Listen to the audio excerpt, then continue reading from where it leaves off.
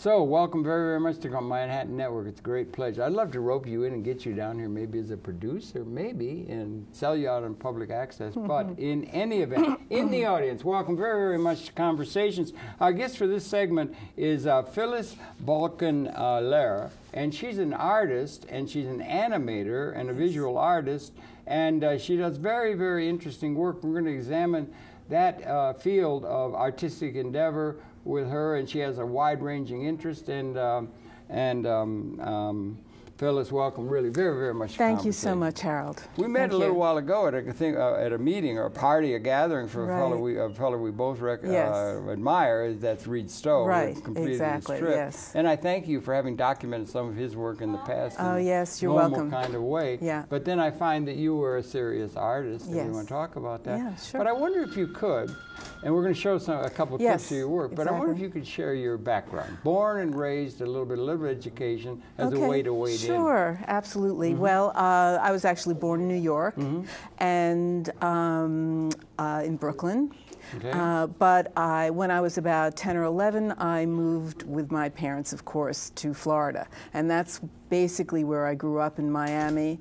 And I went to high school there. And then I went to college at the University of South Florida. I think that's a good school. It's a very good school. It is. Is it good art there? It has a good art department. And were you in the arts? I was in the art department, yes. I was in the art department. And I began, and I guess my core is as a painter. I still consider myself a painter. Figurative or abstract? Well, sometimes I work figuratively, and sometimes I work abstractly. I don't really differentiate between the two. Okay. I think that's interesting. Yeah. It's you know, I'm sort of I would say I'm a Gestalt artist. I think that's everything. A good term. Yes. Yeah, Gestalt. Yeah. And I kind of like to include all. I don't exclude any particular elements from my work. But I do sort of gravitate to a certain theme.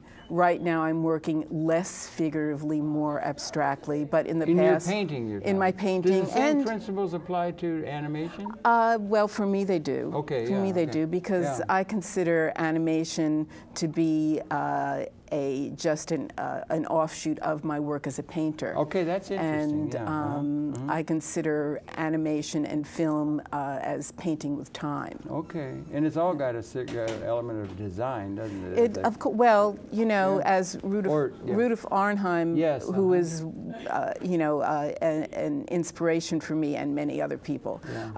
You know, just by looking through the lens of a camera and deciding, you know, this is what I'm going to record. You know, either by doing that or making a stroke on a piece of paper, you are creating art, because the intention is from, you know, from a human being, and your creative intention is what's recorded. And that's interesting. You know. C.P. Snow wrote that book. Did you take note of the two cultures? Do you remember that? I do remember that. Remember yes. The art and science. Yes. And yes. What do we know the etymology or whatever of the word art? I see things on the Metro-Goldwyn-Mayer line that says artist or something. Where does it come from? Where does it come from? The word art?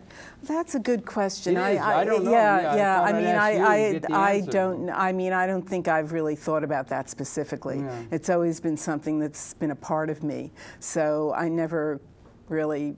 I never looked into the linguistic history of the word art per se. I was just thinking of the historical development of the act, because I associate with the goods of civilization, and it's part of the mark of the higher order of things. You know, art and religion are very, you know, closely tied together. Are they really? Oh yeah, and really? I mean visual art anyway. Yeah. I mean, if you think about, you know, the Renaissance is when, you know, there were the concept of the individual artist really came into the fore. Michelangelo was pretty Michelangelo, good, right? But before then, artists were basically, you know, recording. They worked for the church, and you know, even in Buddhism, you know, art and visual expression is very, you know, closely tied together. Okay, so it differs around the world. You know. It differs around the world, but I think it comes you know, as art being an expression of what the meaning of, you know, of kind of to explain the mystery of life, the meaning of life, and to give, you know, I would guess. Well, it's not fair. I asked you to define it. If we had the Webster dictionary, we could go. We could deconstruct the word. We could deconstruct the word. But it's a big concept, it's and a they big make concept. a distinction between that and science. Some would say that was C.P. Snow, and science is really important and so forth. I wonder if we could backtrack a little bit to your earlier the family setting. All right. Was it intellectually oriented? Were there good conversations around the dinner table? There were very good conversations around the dinner table, and my mother was always interested in the arts, and she did painting, and that, I guess, you know, rubbed off, and you know, she was encouraging, and I loved it from an early age. You did, from when you were a young girl. I did. And do you think some people have a knack? I had a friend of mine who was an artist. I think it has something to do. I mean, everybody has genetically or something. I don't know if it's genetic, but I think everybody has their individual strong, you know, points in terms of their abilities. You know, some people are visual, some people are, you know, scientific. Some people, you know, it all depends, and there's a lot of factors. Yeah, like involved, everything's like complicated. Right. But I know for a fact, I had a lady friend of mine for a while who was a very good figure. She looked like Michelangelo, paintings or a room or something. And we were having coffee at a diner. What I do is I would doodle. So I get it. You know, you get a placemat out there and you make a design or something. It looks like clay or something, you know, but that's a doodle. But to draw something, I could try that from now every hour of the day until the end of my lifetime, and I would never be able to draw a figurative face like Michelangelo. If you were given some direction, who knows? That's an interesting question about nurture and nature, I guess, right? Anyway, so the family was intellectually stimulating. Yeah, to some extent, and it was just, you know, art was something I gravitated to, you know, and always enjoyed doing. And so I went to school I was also interested in theater as well. Really? Did you do anything? I did some theater. I did a little bit of theater, and I actually did performance art. As well as shtick? Did you do shtick? No, not at all. Not at all. I associate performance art with people doing comedic shit. No, not at all. Not at all. No. It was in Jon Stewart. No. That's not performance art. But let's not get into. Well, performance art is creating an experience. Alan Capro is kind of probably the first one, but I don't want to go into how the whole history of performance art, but I would just say that I was involved in performance art in the 70s and the 80s. Somewhere on the stage. Yes, somewhere in the stage. Would they have political content or relate to reality? Some of them have political content, and some of them I was kind of more interested in philosophical and poetic content. Okay, that's another division, isn't it? And you'll see in the first clip we're going to show clips. The first clip. But it's too soon, if I may. Okay. If you could share, because art in general, you've got that good grounding and everything, but then you became particularly interested in design, animation. In animation, as an art form. Why don't we develop that a little bit before Well, I started doing animation when I was at the University of South Florida. And is that Tampa? In Tampa. It's in Tampa. Yeah. And they had an unusual situation in which the film department was located in the art department. Okay. Or they had a film department in the art department, which usually film departments were usually part of communications in universities. And this was in the art department. And really, when I started at the University of South Florida, I was basically just interested in painting, and that was what I was planning on doing, as being a painter. And I still love love two-dimensional art, and I still do painting, and I like to combine actually moving images and painting and sculpture. Do you work large when you're painting or not? I sometimes work large and I sometimes work small. Oh, that's nice. You know, I work in all different, you know, dimensions. Okay, but back to the animation. Oh, but back to the animation. So I started at the University of South Florida because the art department was, the film department was in the art department, and so they were showing experimental films. Experimental film, okay, right? That's interesting. And I became exposed to Eastern European experimental animation. Eastern European experimental animation. Was that a center where there was experimentation in animation? In animation, yes. Were there figures associated with that? Oh, people? yeah, many. And why many there. Why there? Maybe because there wasn't the, as opposed to the Walt Disney kind of production of animation where it was commercial. Being that it was under communism, there wasn't the commercial impulse. You know, it wasn't about making money. Right. And so that there was the but the environment allowed for experimental animation to develop. They did have a sense in terms of painting of socialistic realism, because they were committed to an ideal of socialism. But somehow, animation got in under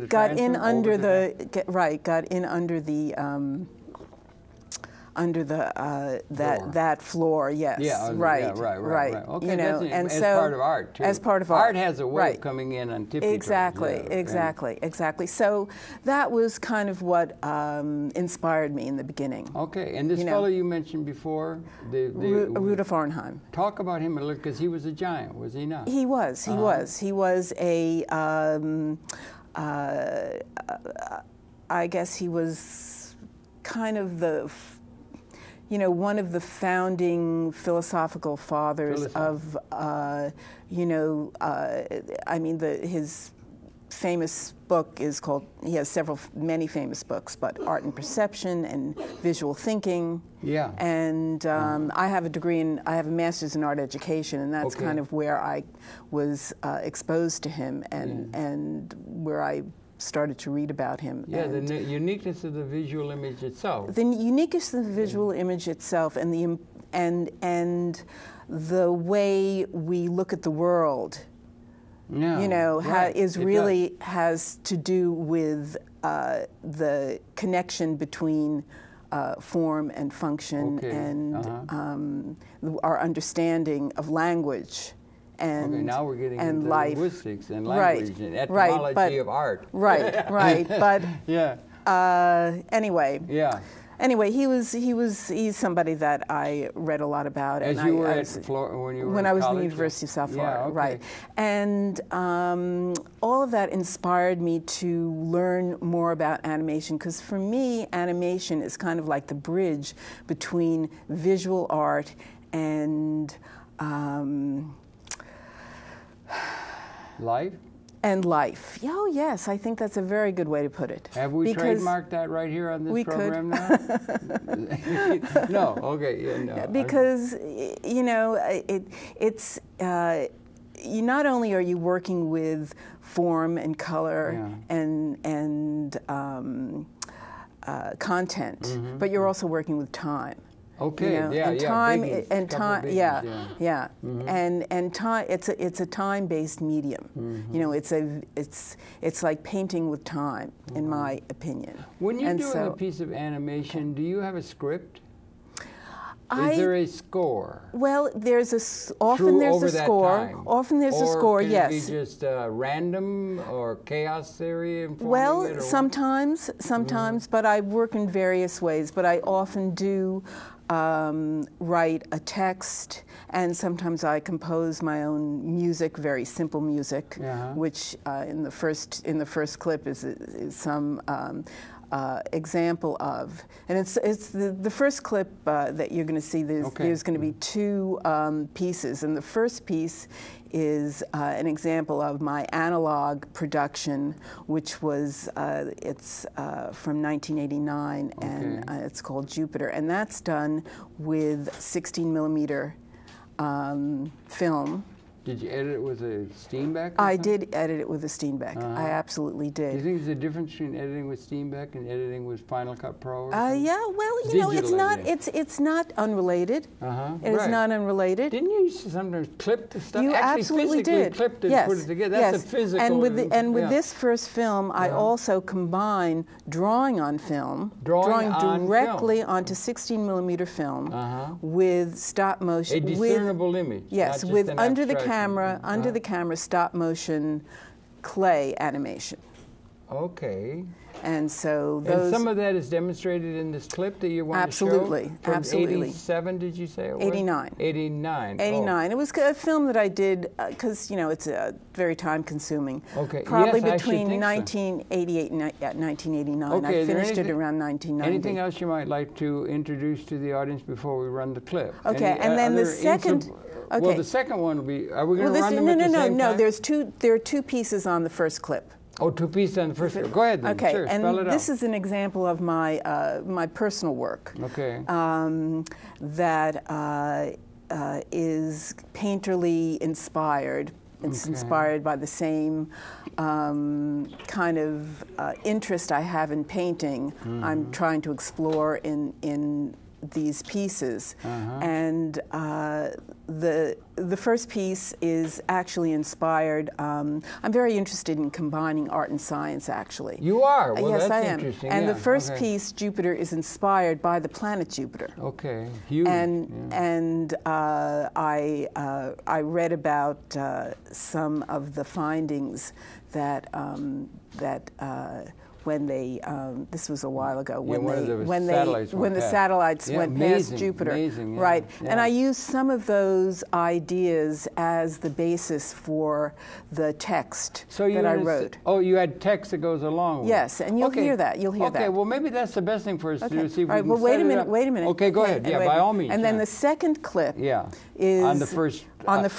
Second piece. The second piece on the first clip. There's going to be another clip a little later. Okay, yes. go on. Yeah. The second piece on the first clip is an example. I stopped actually making film for about 10, 15 years because in the 90s I didn't really work with film much because I was kind of frustrated by using 16 millimeter film, which was cumbersome.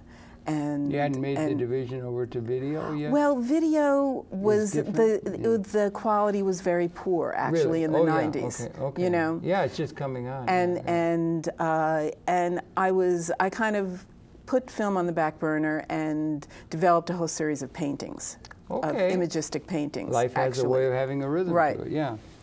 And then in about 2000, when computers started getting cheaper and better all the time, and better. I got my first computer and started learning, you know, how to use it.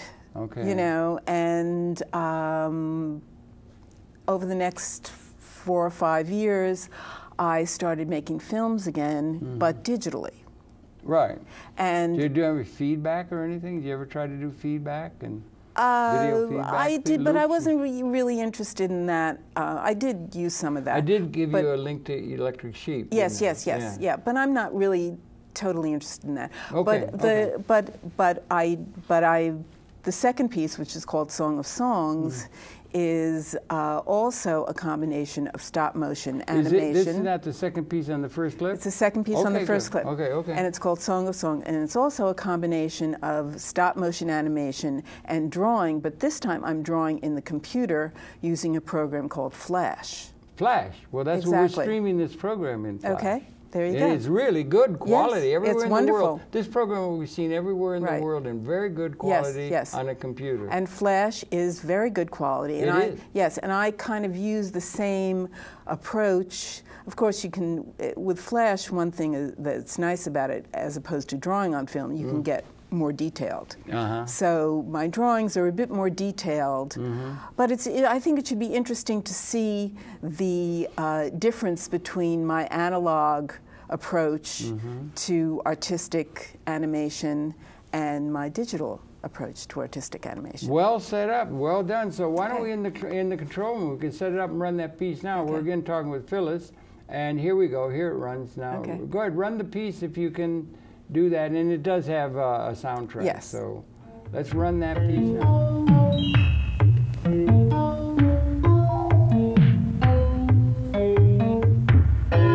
The door is opened. The cyclone fades. The secret passage learned. I tumble through your perfect mind. Awake, alive, afire.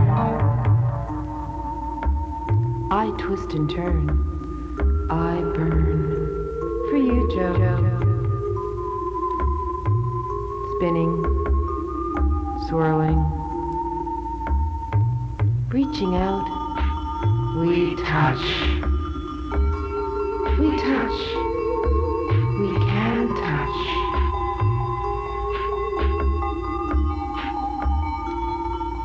Too soon, we're off, back in orbit, erupting, yellow patch, purple haze, red spot.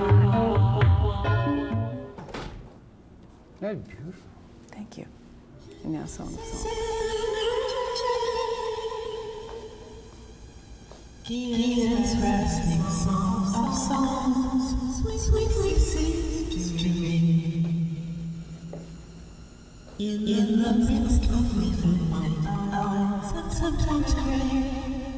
Invisibility, the space between the and the breath that sets the spirit free.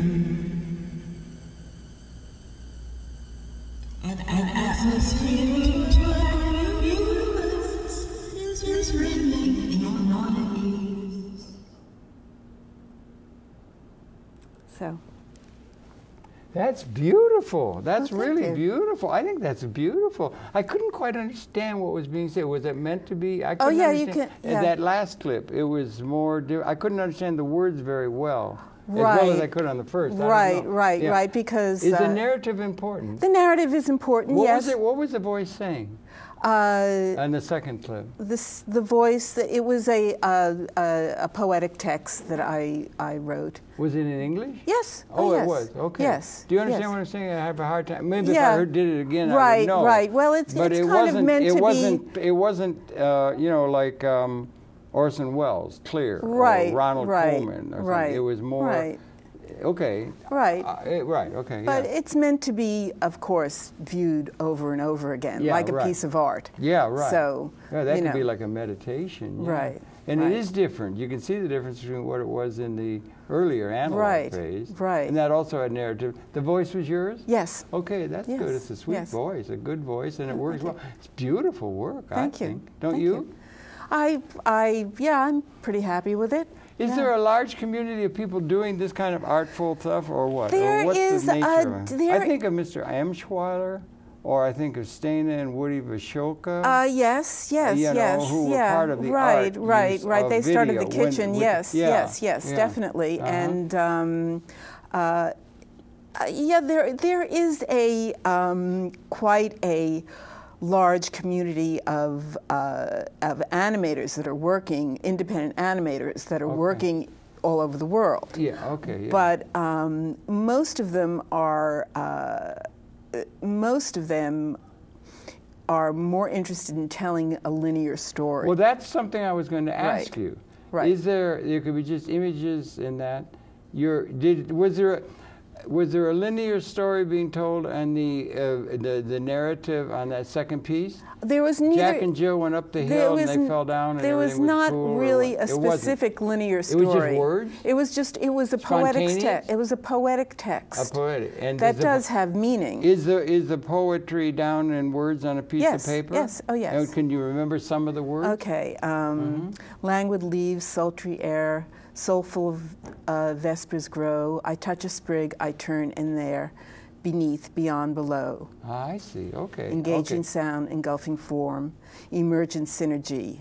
Gia's rasping song of songs sweetly sings to me. Gia? Gaia? Gaia. Like Gaia, okay. Exactly. I say Gaia. Is it Gaia? Gia? Gia, or is Gaia. that just poetic license? Poetic license. Okay, and you had another word in there that I love is synergy. Yeah, synergy, yeah, yes. I like that because we both, I guess, have an admiration for Dr. Fuller. Right? Yes, absolutely. Yeah. Well, that's absolutely. beautiful. That well, sounds thank a little bit, you know, like Blake or something, you know. So poetry doesn't always, you know. So that's really interesting. You've been doing that.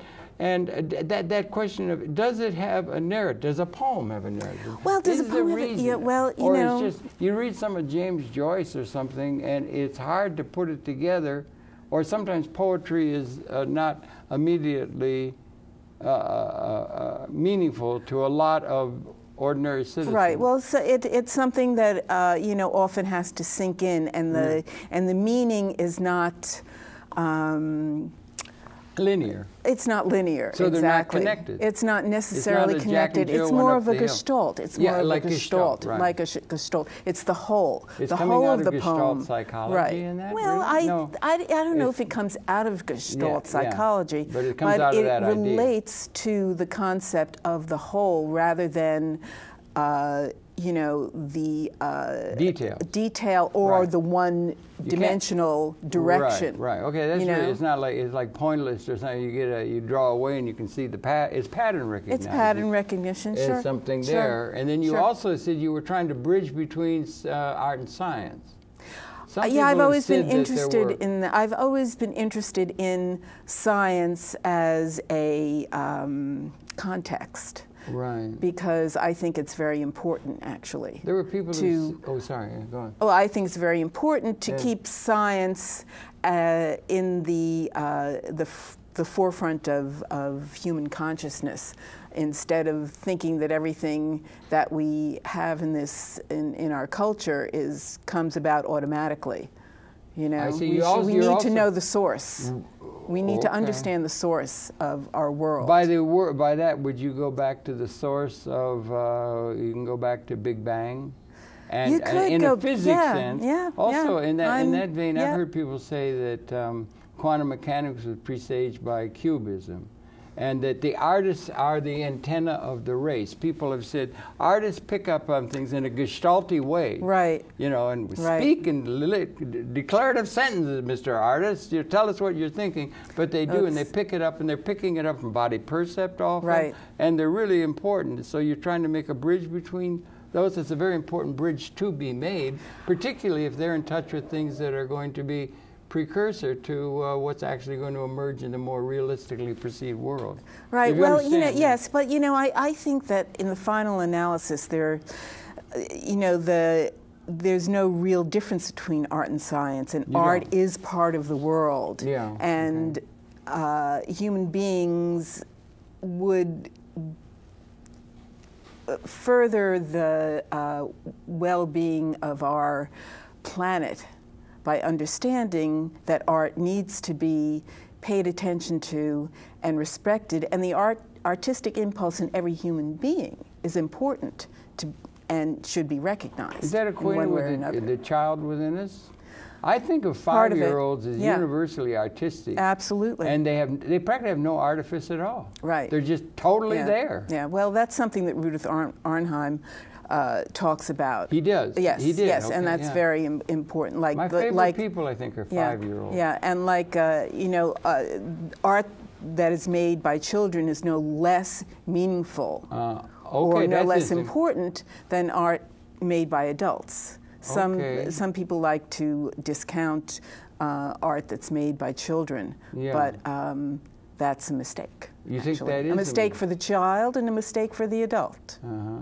Well, there are things other than art and poetry and it's science in the way we were thinking of it and everything. There's things like money. And there's things like business, and there's things like accounting, and there's things that are inherently, and those seem to be the things, like they have on public television a program called Antiques Roadshow. Have you ever seen that? Yes, of course. And they've got beautiful works of art and everything, but the punchline, the thing everybody's interested in, is how much is that sucker worth? Well, that's our culture. Do you understand? Yeah, that's a our cultural thing. That's our cultural thing. And it has to do with survival, you know, because people, well, survival's been an important aim of humanity throughout a lot of its evolution. And that's the whole thing. That's why people are so obsessed with money, because, you know, fear and survival and all that stuff. Because we haven't worked out a system that makes it possible for them not to be concerned with those things that virtually animates all of our politics and thought. It's true. So you think we might be in a position where the goods of civilization, things that are really creative, why do we have so little support for art? First thing they'll cut in a school is art. They'll say, you don't need all that nonsense. Get the equations down. Get the science. Get the technology. Get the computer program. That practical stuff. And art and science and music and all, art and music and all these flufferys, we can just cut that out. And that's what they do, you notice. They don't give support to the what do they call it, the National Foundation for Art. Why do we give such a low, an artist, if a young woman comes home to daddy, and let's say he's upper middle class, and he's, Daddy, I've fallen head over heels in love with the most gorgeous guy in the world. Then she, oh, I'm so happy for you, darling. We're going to get married. And he says, and what does your friend do? He's an artist. Oh, yeah, and you would say, you're going to starve. You're not going to have any food to eat. Yeah. And that's the way society teaches or treats the arts, right?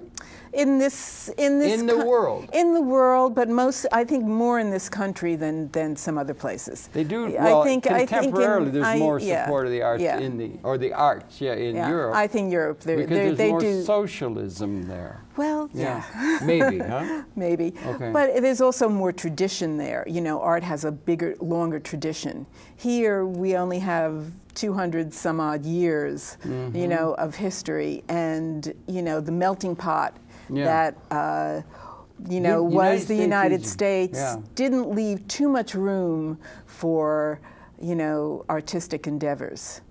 You know, the melting pot. Well, we were busy.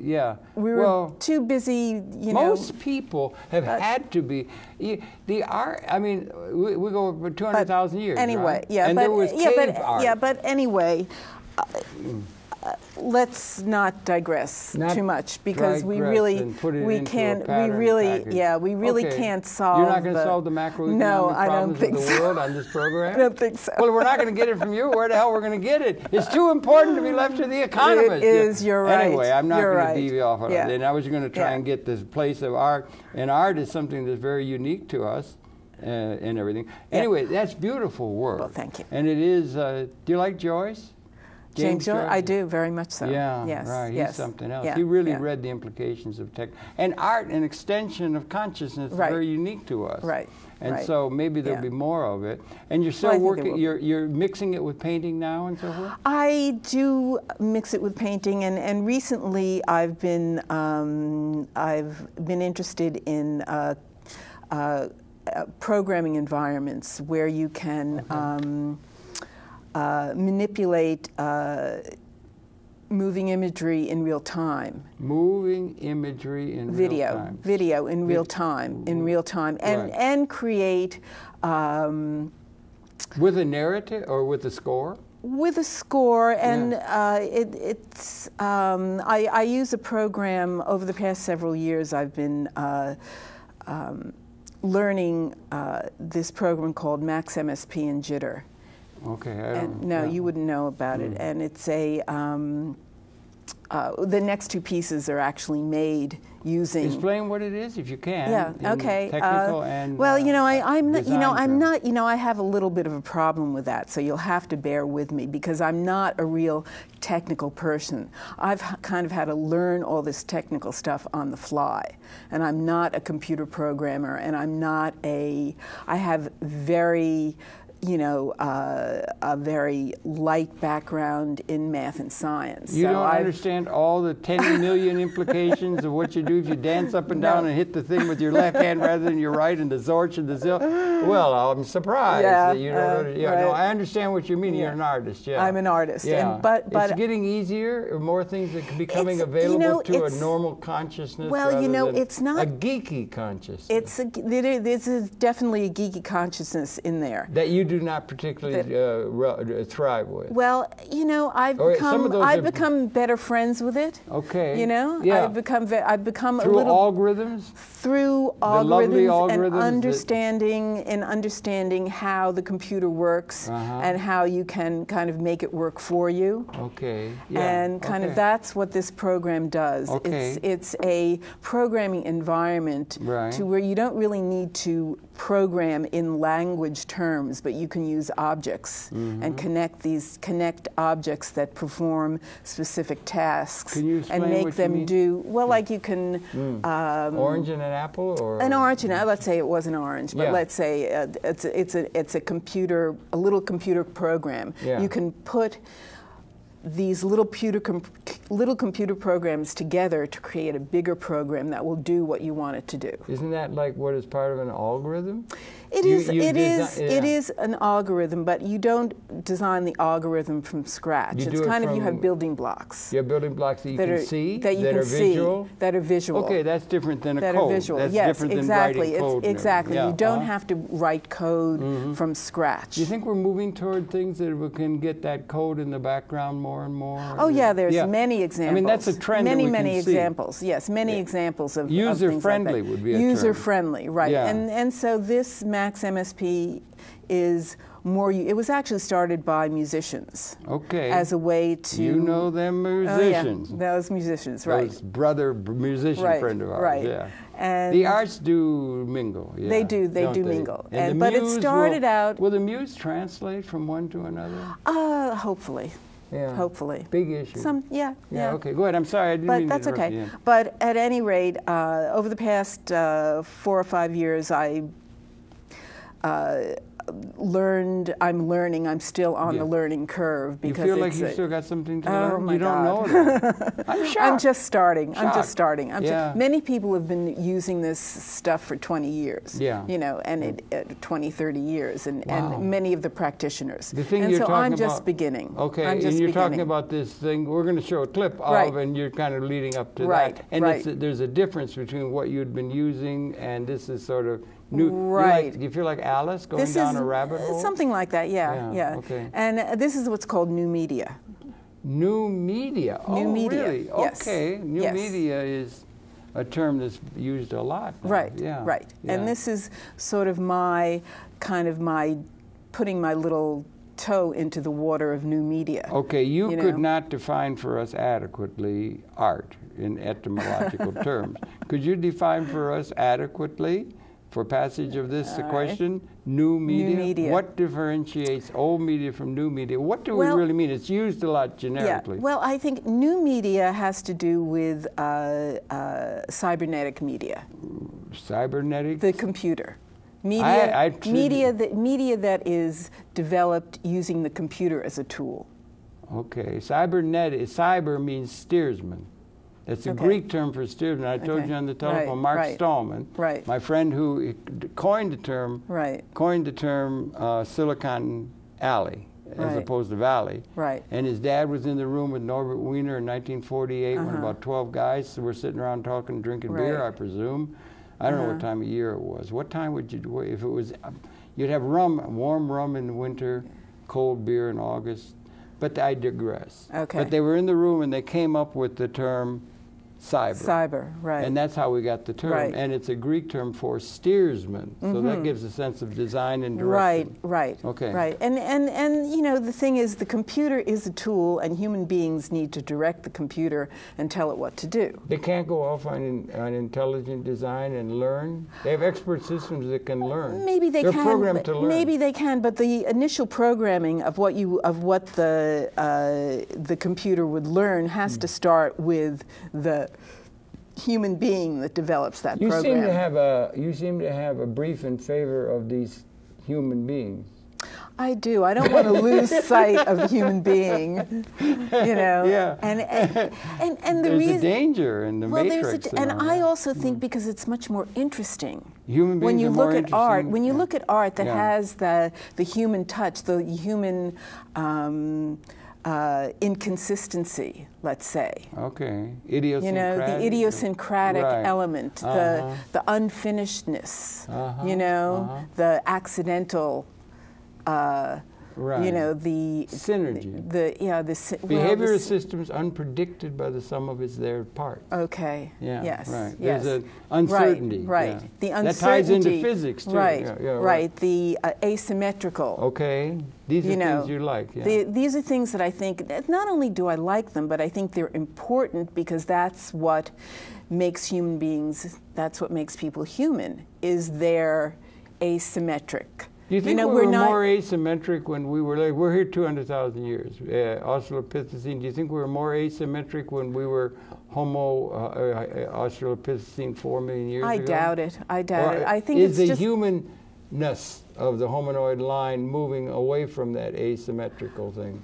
I don't think so. I think just okay. life and I think just, you know, nature is asymmetrical. Nature, well, we were embedded in nature when we were Australopithecine. That was 4 million years ago. Right. Before Habilius. Yeah. And then we can. So are we? So maybe we were more in touch with our asymmetrical side. Do you ever see the movie? I know you don't. You like animation movies. The movie The African Queen. Of course, sure, certainly. Mr. Allnut, can you fashion a torpedo? And he says, and there's something, and he says, the human beings, he says, you can't fight nature. And he says, Mr. Allnut, people were put in this world to arise above nature. Right. You know, that. Do you Right. remember that line? It wasn't I don't exactly, remember it was it, much but- more poetic and effective. Okay, But essentially yeah. making that point. Yeah. Above nature. Right. Right. Conquer nature. I don't think you can transcend nature. You need to. Well, what is the evolutionary process moving in some design? Well, I think we need to work with nature, and we need to respect nature. Right. Okay. And that's really becoming more and more apparent. Gaia. You know, right? Yeah, right. Exactly. Gaia, yeah. It's becoming more and more apparent. So I believe in. Science and technology. I think it's wonderful, and I embrace it. Mm-hmm. But I also want to combine it with history. Not only with history Evolutionary history with or history history and with flesh and blood. You know, I think the flesh and blood of creativity needs to be addressed. Okay. As much as in technology. You know, as much as the... We're pretty unique in terms of perfection. Tools. Yeah, humanity's pretty unique. Ants make things, but it's all at a different level, and beavers and things. But we're pretty unique at being able to extend and make the environment other than, in an Eden-like sense, is the given. Yes. Of the outer environment, right? Yes. Do you think? Yeah. And that's coming to a pretty point now. Right, right. And it's a big issue confronting mankind. It's a huge issue. It's a huge issue. And your art can deal with it.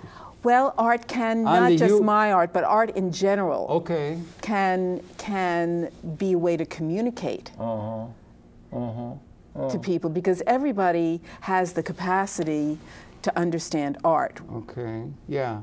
You know, it's a human, every children, you know, it's just part of what it means to be alive. Okay, you think the notion of what is human nature is set in stone, or is it malleable?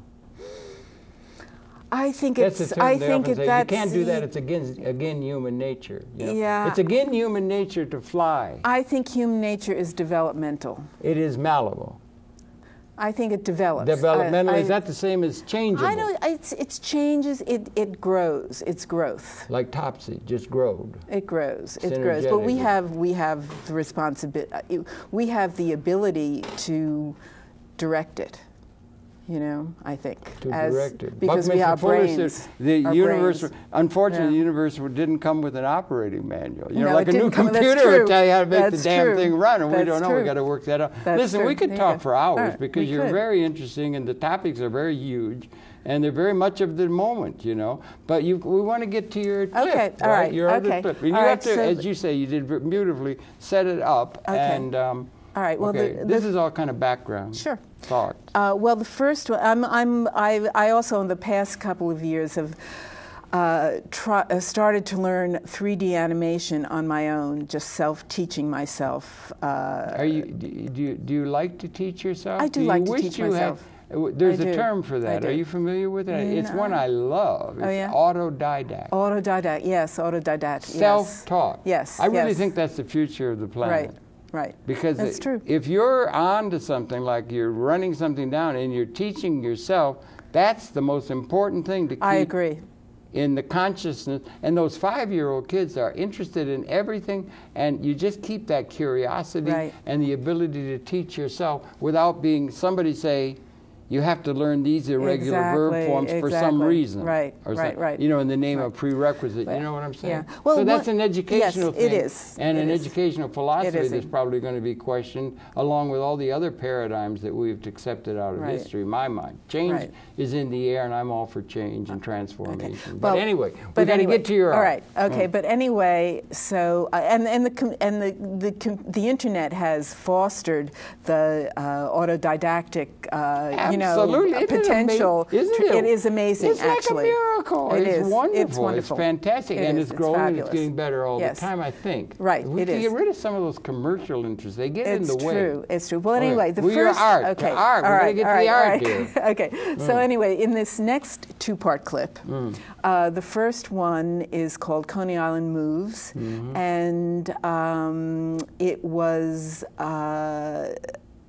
done because I went to Coney Island to photograph, to videotape for another project, and I ended up with all this footage, and it was so compelling I decided to make a piece about it. I can understand that. Cyclone and all those things. Yes, and also the beach and the people and the whole combination of everything. Right. And I was learning this computer animation program called Blender, which is actually open source on the open internet. Source is a big which is issue. Wonderful. That's what Draves, who did the electric sheep, that's totally open source. Well, Blender is open source. Okay. Now I'm starting to work with Maya because I got it on an educational discount because my daughter goes to NYU.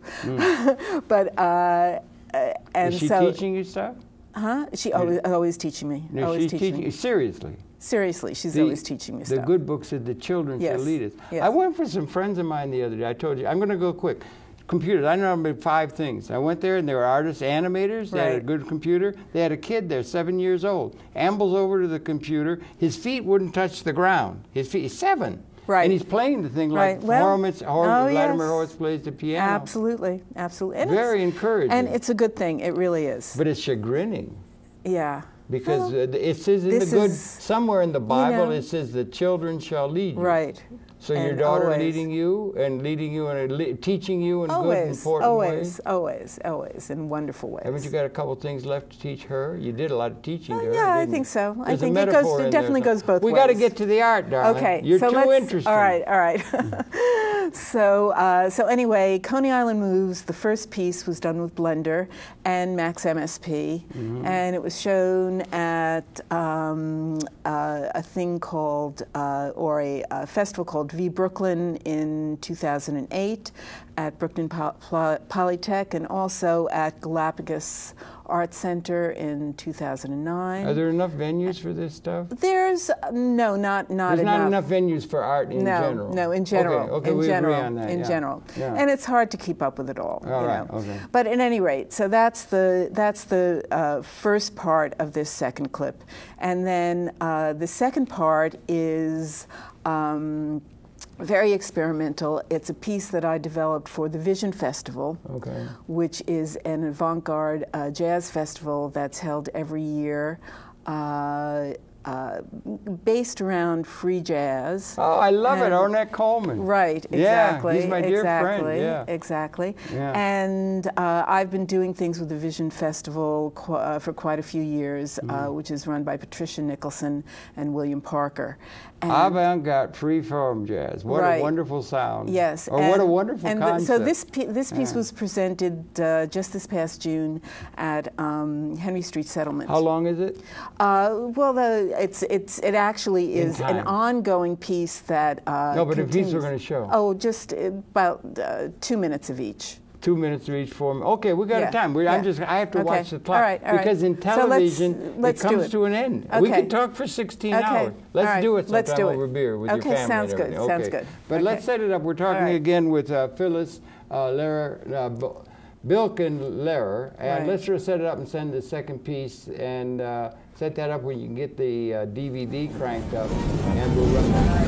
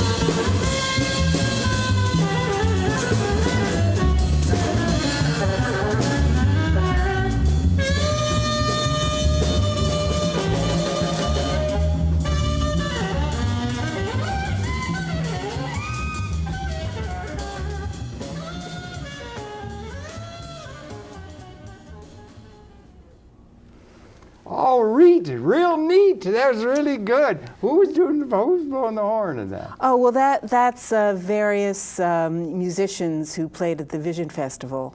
Oh, where'd you get the sound? The sound was from, actually, it wasn't, this was... It was one set or something? No, it was from several different... You mixed them? I mixed them, yes. I used video that was taken at Vision 11 4 years ago. And I mixed it with done. And my good imagery. Colors and everything. And that must have been... How long did it take you to put that last piece together? That was a compilation of various things that I had been working on for quite a while. So I really can't put into, minutes and hours. You have a lot of stuff in archive? I have a decent amount. How do you keep track of things in archive? Like we have a Library of Congress, Grid on Reality. Right. How do you keep track of your footage? You got a pear and an apple and a bear and a frog. And how do you keep track of what? Well, you may have to name everything. Well, what's the guide? And you put it what's the Dewey Decimal System you have for keeping track of your visual image? Folders? No, folder is a term you write on. Then you write bear. Yeah, this is pictures of the bear. Then you write toad, and that's toad. You have to have notes. Well, what do you use? What do I use? Not what you write. What's the system? What's the Dewey Decimal System you put on visual? How do we? There isn't How one. do we keep track of visual images as we go barreling into a multimedia? Right. We have a Library of Congress for for books, for literature, linear. Right. How about visual images? What images. system do we have There for isn't keeping one. track? There Why don't isn't you just one. knock one off on a weekend? That would be nice. Put one out. You know that what would I'm be saying? nice. How do visual artists keep track of the multitudinous visual images there are It's not for easy. recall in an archive way? It's not easy. It's not there, maybe. It's not easy. Well, they do. People, try to catalog their work in many different ways, but it's not an easy task. Definitely well, that's not. another way of saying it. That, and in fact, well, where do they have big libraries of images? Where do they have big libraries? How do they put? Well, See, you understand what I'm saying? Yeah, You got Library of Congress, you got a linear book, right? But we're coming visual. So all the visual images. How do we record There is them? no library. Name, color. Yeah. You know what I mean? Yeah, Somebody has to come up. How do the computer people who call up these? How does Google do it? Google does you do anything and everything. Well, ones and we're zeros. We're living in a time of wondrous transformation. Right. Ones and zeros. That's what it is. It is. Telling it's all the ones binary. and zeros. It's all binary. Well, and yet we want to keep the human quality in there if we can, if we possibly can, right? Right. And not get all gobbled up in a matrix of numbers. And Right. So anyway, that's what I'm trying to do. It's inherently great. And the idea of having a linear thing, I want to talk to you sometime about my idea for an animation that would illustrate, let's say one big subject in the human scenario is sex. And the sex is male and female. I think we should get past male and female in the sense of gender, and we should get to operative principles, male functions, female functions, and we should get an animation of that because there is, and it's carbon-60 and fullerene is beginning to show. Sometime we could get together with our friends and talk about being able to do an animation where there would be a geodesic that would have tensional integrity and compression, the two things that make up the universe. One thing that's... And have it animated so it could be understood by the human conscious. That would have a linear concept. One thing that's nice about animation is it really is open-ended. You don't have a parameter that excludes anything. No, but this so is really a specific linear concept. You could do it. Let's get together and do that sometime. All right, you why or not? some friends you could put me on to. I think it would be good to get that because the sex is a big one. The gender thing. I think there's too much talking about man and woman. And it should be put into terms that are... It should be, we're all human, and we are when we're living on this planet, and it's a little speck in the universe, and it's precious. And there's a universe. There are male functions and female functions. It'd be good to talk about the male function because there were male, female. A lot of the evolution in the earliest phases was not. Amoebas are not. There's no sexual. It comes to where it's divided, and what we do is divide the two. There's compression and tensional integrity at a molecular level all the way up to an organism. And we should illustrate that. Because the Well, we compression is could. round We like a could. soccer ball. Yeah. And then Yeah. if you were like this in one state, steady state, then there's an impetus to go through it. Well, with animation, That's you, tensional yeah, integrity. right. You could animate that. You And could absolutely animate You anything understand you what I'm want. saying? Of course, you can Yeah. animate. That's the wonderful And what thing humanity about is animation. looking for is Yeah. the tensional integrity, or male, or whatever you call it, that will go through and resonate on the whole, that will give a system that would be relevant to punctuated equilibrium or the emergence of the new.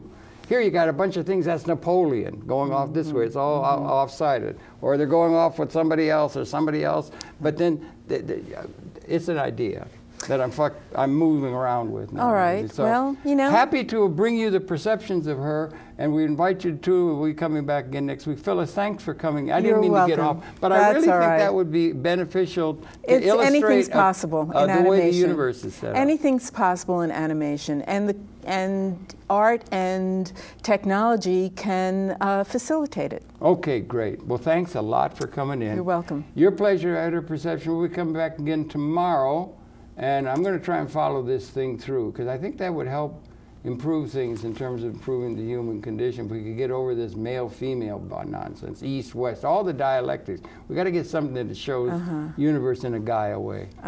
Okay, let's Great. turn. I think we've run out of time, so Okay. let's say goodbye. You want to say wave goodbye? Bye-bye. Can you say goodnight, Gracie? You know, like George Verne used to. I think we're